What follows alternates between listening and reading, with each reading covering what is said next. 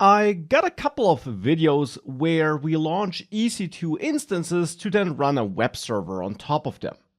In this video here, we're going to dive into autoscaling, EC2 instance autoscaling, and how we can use load balancers to distribute incoming traffic across multiple running EC2 instances. Now, autoscaling is something we typically might want to do if we're running serious workloads with AWS EC2, because autoscaling allows us to ensure that a single EC2 instance, a single server, doesn't get overwhelmed by incoming traffic. Of course, for trivial workloads, for basic workloads, basic websites, you might not need autoscaling, but once you have serious workloads, big websites that receive lots of traffic, and especially if you have spiky traffic, maybe a website with unpredictable traffic patterns, then autoscaling can be something you want to enable to ensure that more or less EC2 instances, so more or less servers, are added dynamically based on the amount of incoming traffic. And that's exactly what we will explore in this video.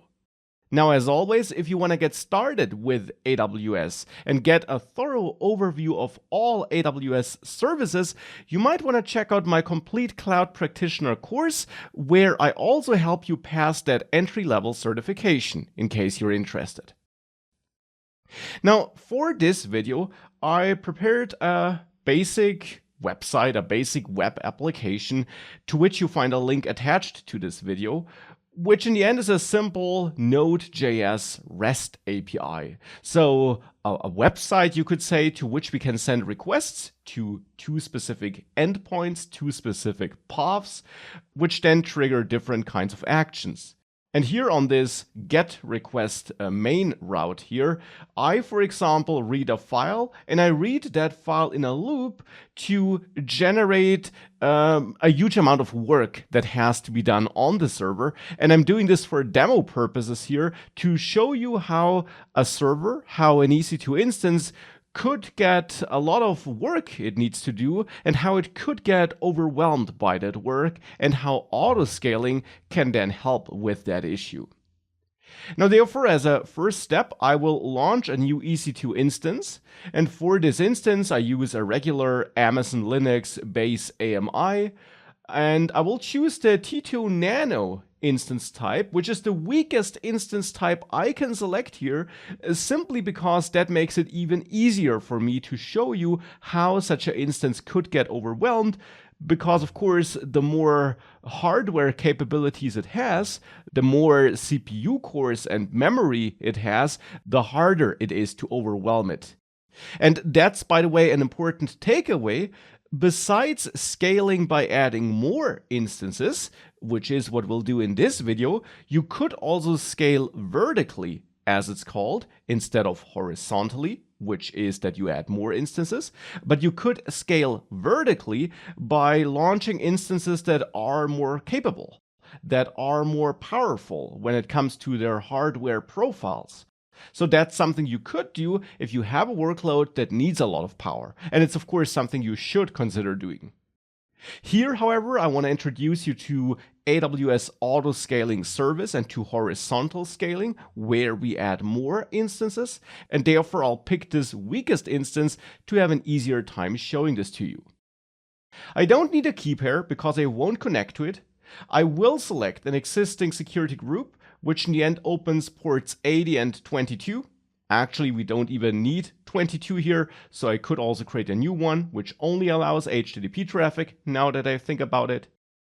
And under advanced details, I'll paste in some user data, so a script that will be executed when that instance starts, which you also find attached to this video.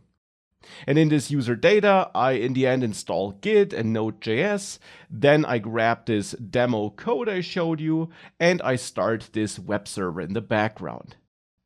And with all that done, I'll launch that instance, and I will launch a single instance for now. Now, it will take a couple of minutes for this web server to be up and running on that instance, and therefore I'll be back once that is the case. Now that the instance is up and running, we can grab its public IP or its public DNS, so the automatically assigned domain address that was assigned by AWS. And we could now send a request to this address and get back some data. Or what I'll do, I prepared a simple script here, which sends a huge amount of requests to that address. And I'm just doing this to show you how this instance will start struggling with handling all these requests. So therefore here, I will execute this script here, and it'll take a short while to get started or to show something here in the terminal, but it will then send a huge amount of requests to that web server, to that web API that's running on that EC2 instance, so that's running on that virtual server in the AWS cloud.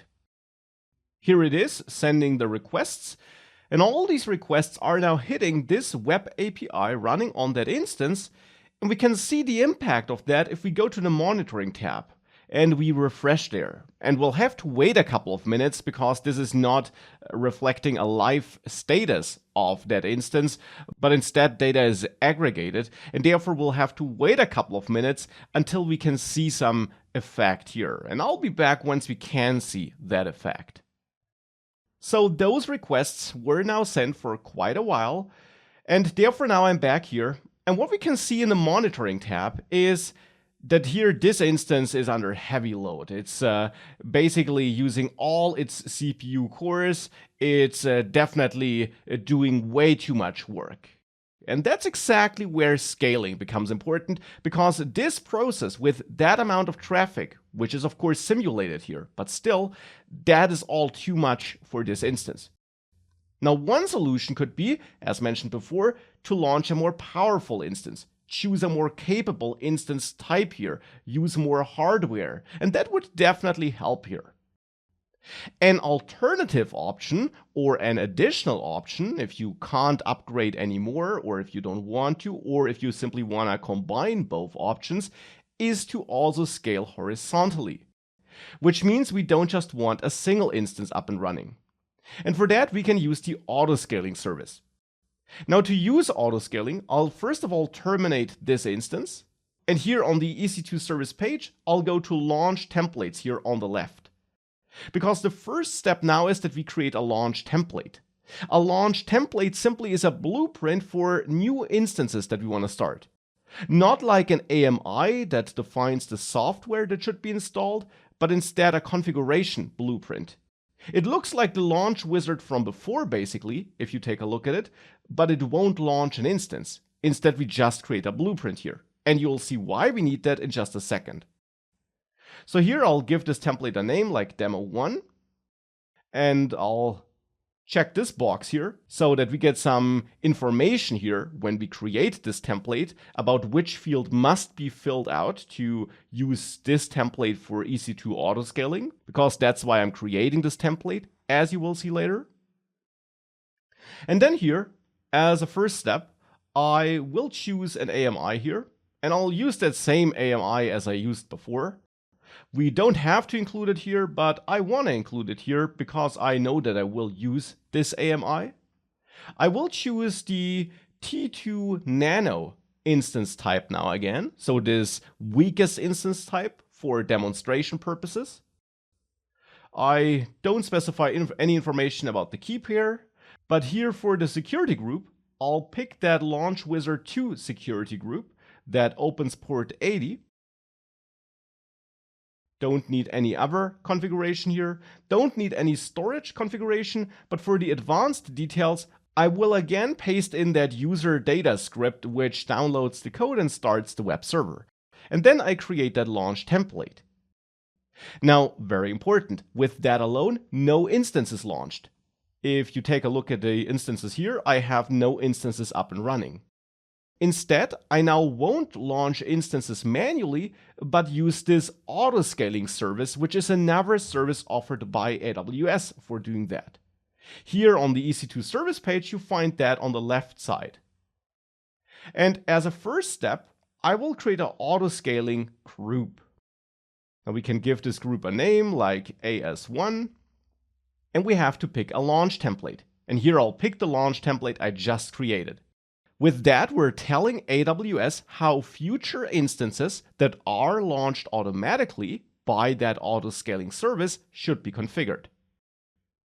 As a next step, we now have to choose the VPC into which they should be launched and which subnets should be used. Now you can enable all subnets and therefore all availability zones, or just a couple of subnets, whatever you want. You can also override some instance type settings, but here I'll stick to T2 Nano, and then we can continue. And now here we already see the option to add a load balancer. Now what's a load balancer? Well, with that auto-scaling service, AWS will launch more or less EC2 instances for us automatically when we got more or less traffic incoming. So if we got a lot of traffic incoming, if our instance struggles to keep up with it, then more instances will be launched by this auto-scaling service.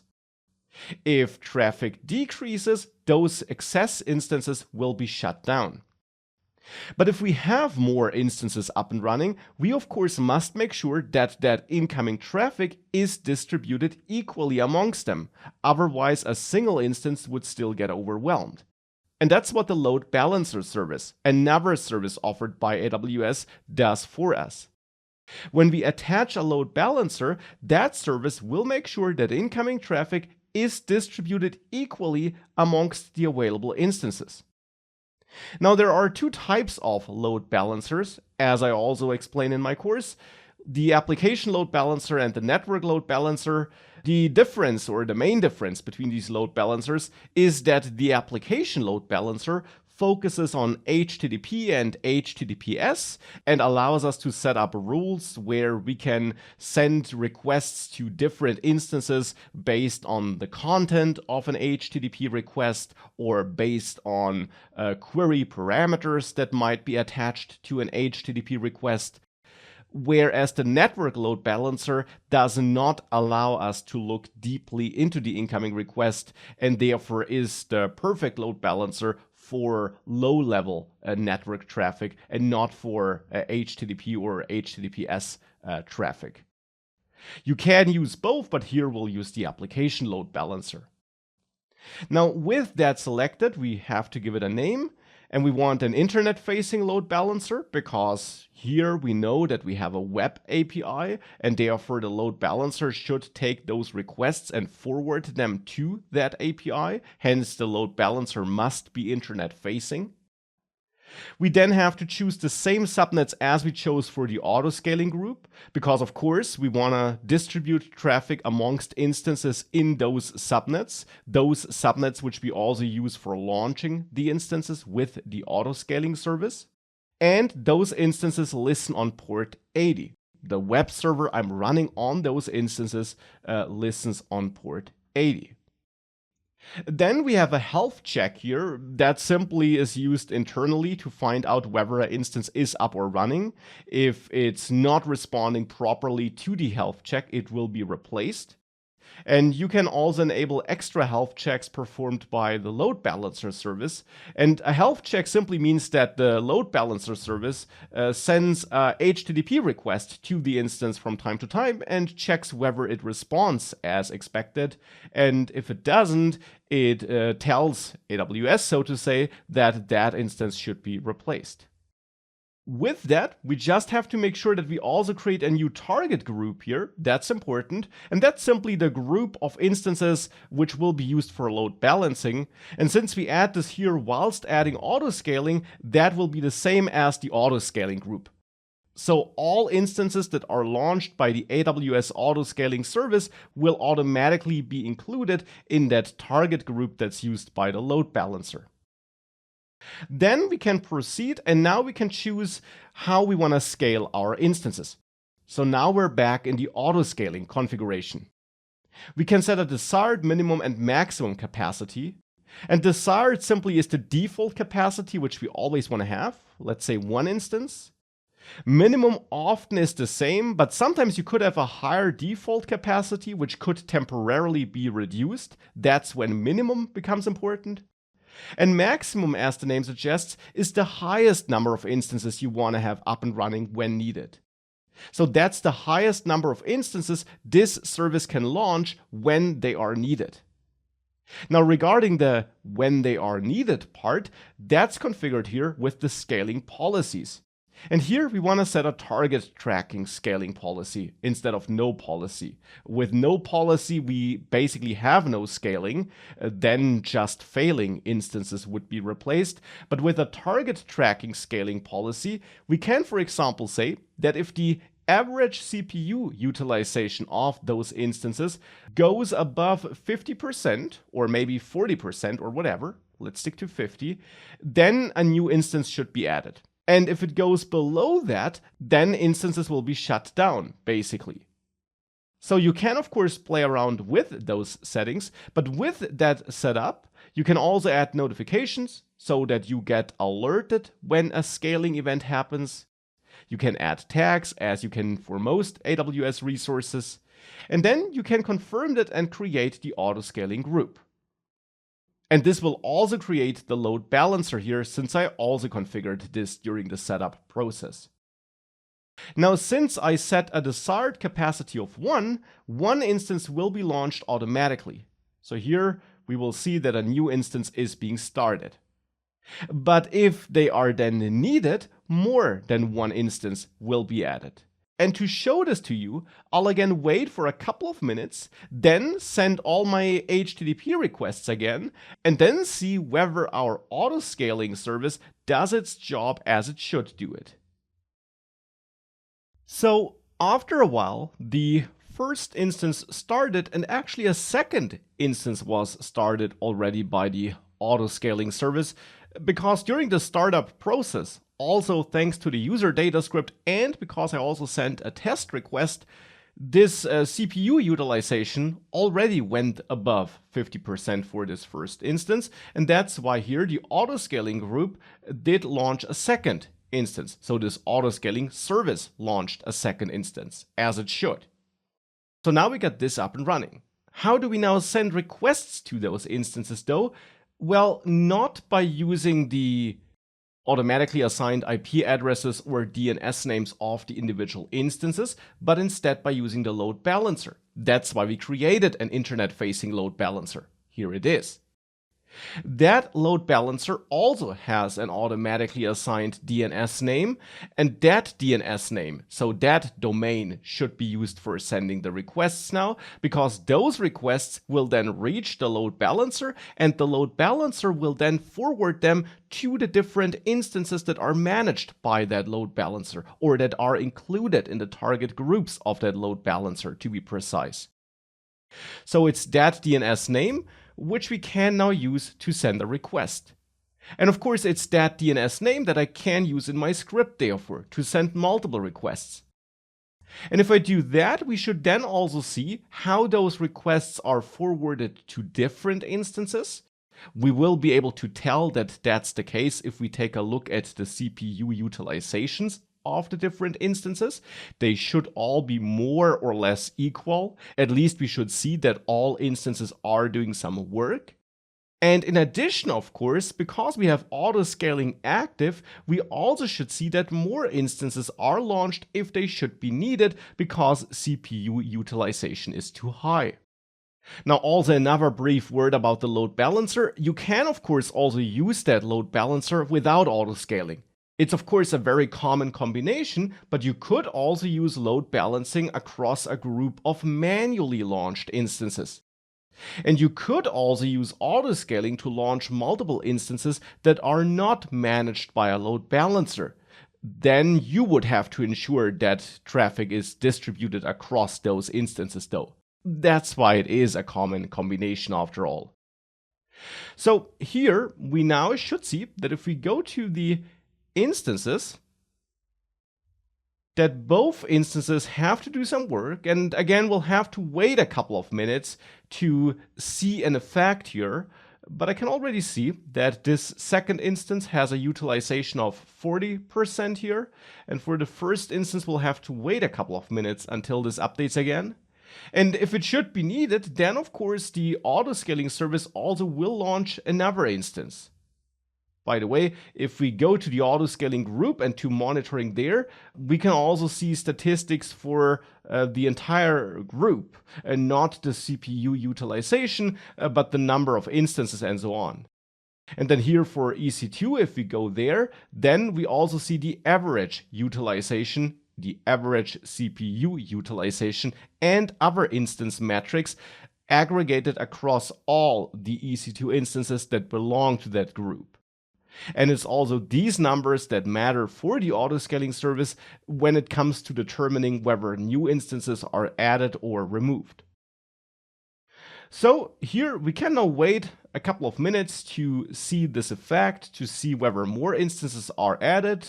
Yes, they are. Here a third instance is coming up. And to also see that all instances are doing work if we take a look at their monitoring stats. So that's the AWS autoscaling and load balancing services in action. Here I will now delete that autoscaling group. This will also terminate all instances that belong to the group, which is of course perfect because I want to get rid of those as well. And I will also get rid of my load balancer. For that, we can select that load balancer and also delete that load balancer here. This then also deletes the target groups that belong to it. At least it should. Otherwise, we can delete those manually. And with that, we get rid of all those resources which could cost us money, especially also, of course, of all those instances. You want to make sure that you don't have unnecessary instances up and running. And therefore, you want to check whether all those instances are really shut down. They should, of course, be, and you should wait a couple of minutes for that. But ultimately, if you see that things are not shutting down, you can, of course, always terminate those instances manually as well, just to make sure you're not paying for unnecessary instances.